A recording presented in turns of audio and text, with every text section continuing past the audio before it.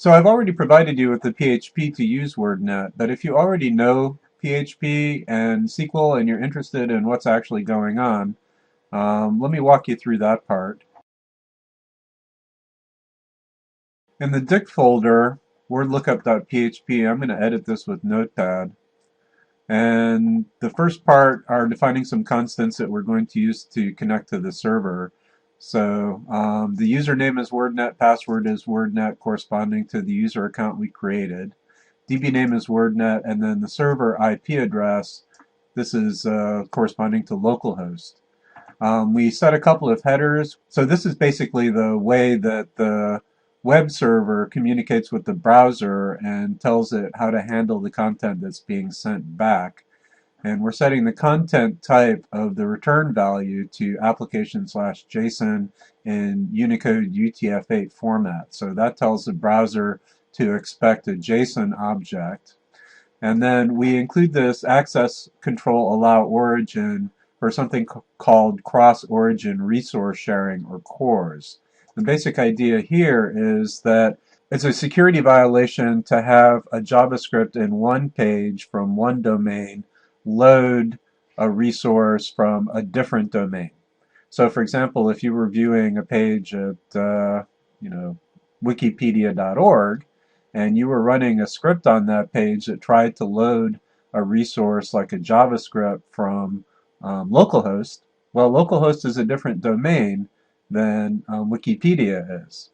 And so your browser security is going to prevent that load unless localhost sends this header along. So this header basically says that any site can load the resource, can load this particular resource, wordlookup.php.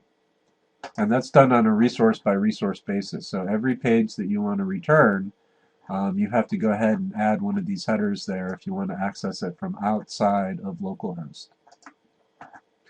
Then let's skip this function for a second and go to the bottom. So the basic overview is first you make a connection to the server, and I'm using the MySQL I connect call to do that. So MySQLi is a package that includes database handling code.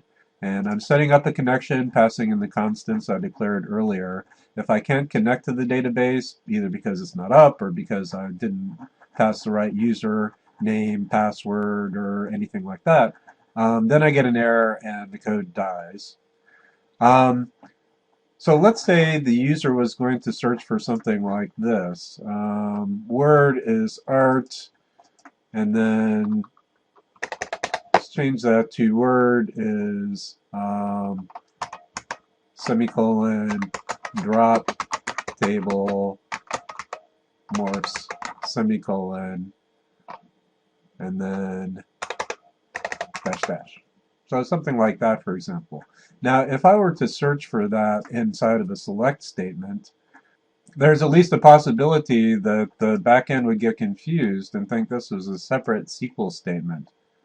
And as a result, I got rid of one of these single quotes, as a result, I might actually be able to cause the database to drop the table. And part of the thing that's causing this problem is that we have some SQL characters mixed in with our search string. And that's what this MySQL I real escape string does, is it takes the search parameter that I've passed in, so user input basically, removes all the SQL special characters from that so that there's no way the backend can accidentally run part of this as a SQL command. And that's to defeat an attack called SQL injection, where a hacker will attempt to get access to the database by passing in SQL commands as part of normal queries. Then I'm going to select the current database, which is WordNet. Then I call the lookup function, and I pass in my escaped string and the connection. And this is going to return, if it works, either an object or an array of objects. So I check how many objects were returned. It's actually an array. So I check the array to see how many objects were returned. Each object in here is going to be one definition for the word. If I didn't get any definitions coming back, then I just have a little hack here. So one of the things that's missing from WordNet is some plurals. It has a singular version but not the plural version. So as a quick and dirty method, I want to strip the S off the end of the word and then try looking up again, but this time using the word without the S on it. So for example, if I search for results, there might not be a dictionary definition for that. So I'm going to go back and try for result instead because it ends in an S. Finally, if I've gotten results from here or I've gotten results from there, then I'm just going to call the PHP function JSON encode, pass it in my array of results. That's what actually creates the JSON string. And by echoing it, that's going to be the return value as part of my page. And then I close the connection. So actually looking up the results is basically creating a SQL query. And the first SQL query I do is going to look in the morphology table for alternate versions of the word. So basically, let's go in here. In the morphology table, it's actually a view. Basically, you have a morph field, which is an alternate version of the word with different morphology. And then lemma is the original word. So basically, like abhorred is the verb, an alternate version of the word abhor. And abhor is what's going to actually have the definition on it. So first I'm going to check through this morph list and see whether the word that's being searched for is an alternate version of any word. And if it is, I'm going to return whatever words it's an alternate of. So for example, if I do a SQL search, select star for morphology, where morph equals abaci, then I get back this row here where the morph is abaci and the lemma is abacus. And I can't have multiple words coming back. So for whatever reason, take a look at this one. So where morph is equal to better. So according to WordNet, better is an alternate version of both good and well. And so I'd have both of those results coming back. So this builds the query in a string called $SQL, and then this sends the query to the database. And then what I do is I declare a new empty array called words, and I step through the result set one row at a time. So each time I call this, I get one row from the result set. And if I got a row, then I take the first element in the row, which is going to be lemma, and I store lemma, which is the word, inside of my array of words. So for the better query, as an example, I would end up with an array that had two words on it, good and well. So this next SQL statement is going into the Dict view, and it's looking for dictionary entries where the lemma is equal to my original search term, or one of the words that was returned from the search on morphology. So let's look at the Dict table.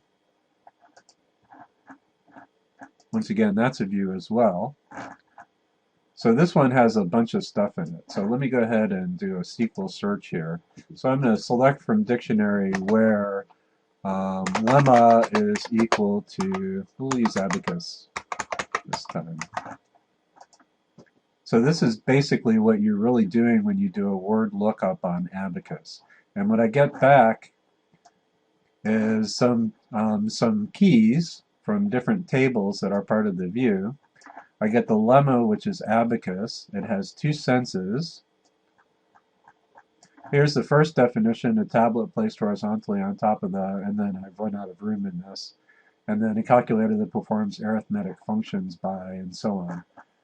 So let's actually look at what we get when we search for abacus over here. So here's the full definition. It's got a lemma property with abacus, part of speech returns n, which is noun, and a definition property, and then there's a sample set, which is a set of textual examples which may or may not be specified. And I have two definitions coming back. And then if I search for abaci, I get the same result because that's why I'm checking on the morphology table first, or morphology view first. So this sets up the query to include any of the words or morphemes, and then I do the query. This time I'm returning only the lemma, part of speech, definition, and sample set column. There were a bunch more in the view, but these are the only ones I need. And then this call right here takes a row from the results set and creates an object with properties. So there's going to be a lemma property, a part of speech property, a definition property, and a sample set property, and the values will be whatever are in those columns for the particular row. I add those to my results array, and then I return the results. So those are the results that get turned into the JSON object in the end, and those are the results I'm going to see in the browser.